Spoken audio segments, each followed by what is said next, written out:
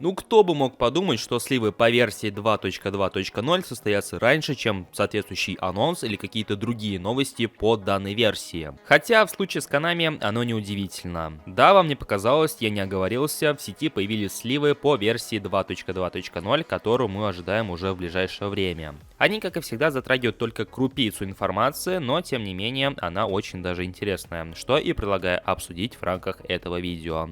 Я рад вас приветствовать на канале Реалистик PS. Не забывайте подписываться на канал, если вы находитесь здесь впервые. Ну и прожимайте лайк, чтобы поддержать это видео. Ну а мы начинаем.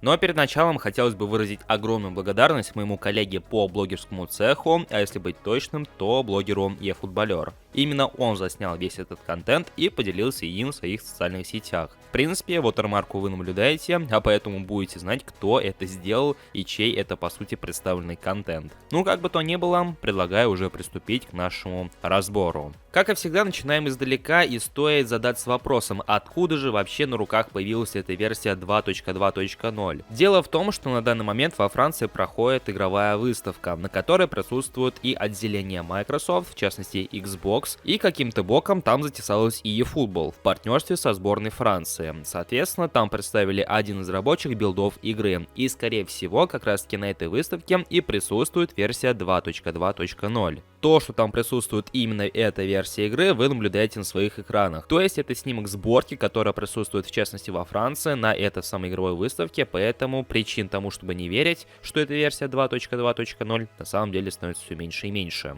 Благодаря данным сливам нам стало известно, что в игре появится как минимум два новых стадиона. Один из них уже присутствовал в серии игр PES. Это английский стадион Уэмбли, который был специально отсканирован для соответствующего DLC, которое было в свою очередь посвящено чемпионату Европы.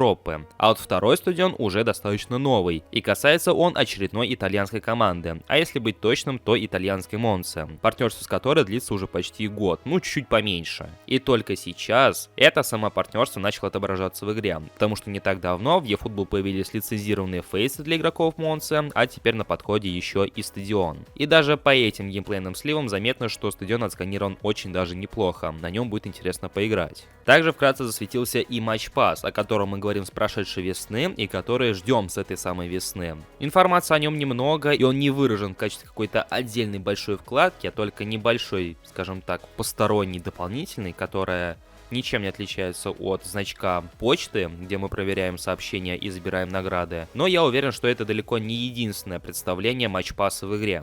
Если кто-то не понимает, что такое Match Pass, это аналог Battle Pass, который присутствует в каком-нибудь Battlefield, Fortnite, PUBG и так далее. Ну а если вы не понимаете, что такое боевой пропуск, то YouTube, Яндекс и Google вашим услугам. Ну и под конец нам также слили полный список команд и сборных, которые в свою очередь были доступны для игры.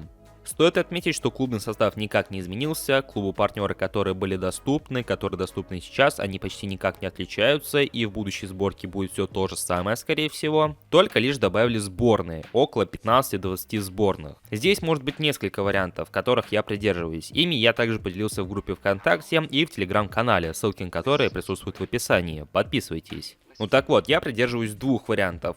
Либо сборные добавили конкретно для этой выставки, чтобы у игроков был вариант не только с клубами, но еще и со сборными, поскольку чемпионат мира скоро, все дела. Либо же Konami конкретно с конкретной целью обновили данный список, добавив в него сборные, и после обновления до версии 2.2.0 он останется и у нас, у обычных игроков. В то время как DLC со всеми лигами и всеми оставшимися сборными подъедет к нам чуть-чуть попозже, не на релизе новой версии eFootball. В принципе, обе из этих версий имеют право на существование, ну а какой придерживаетесь вы, пишите в комментариях. И в принципе на этом все сливы версии 2.2.0 подходят к концу. В комментариях в разных соцсетях я уже встретился с негативом по поводу этих сливов и того, что это по сути и есть весь контент будущего обновления. И пожалуй в этой ситуации я даже встану на защиту Konami. Поскольку eFootball у нас это free-to-play игра, которая завязана по большей части на онлайне. И поскольку данные сливы были сделаны на конкретной игровой выставке, где онлайн составляющая опускается по большей части, то и по сути большинство контента прошло мимо нас. То есть это далеко не то, что мы еще сможем увидеть. Это лишь толика, маленькая крупица оффлайн контента, которая появится с обновлением. Да, как и всегда, на оффлайн положит большой болт, но это уже другой разговор. Далеко не тот, который мы ведем об онлайн контенте и его составляющей. Поэтому пока обновление не увидит свет, я бы посоветовал не поддаваться панике и лишнему скепсису, всему свое время. В футболе есть такое выражение: трансферы любят тишину. Здесь то же самое, обновления любят тишину. Возможно, поэтому Konami молчат и не особо торопятся с анонсом. Но кто знает, возможно, к релизу этого ролика они уже о чем-то дорасскажут. Посмотрим. Ну а на этом у меня все. В комментариях я буду ждать ваше мнение, не забудьте поддерживать это видео своими лайками, ну и подписывайтесь, если находитесь здесь впервые. Ну а я благодарю всех за просмотр, удачи вам всем в eFootball или в PES, и услышимся уже очень и очень скоро. Всем пока, дорогие друзья.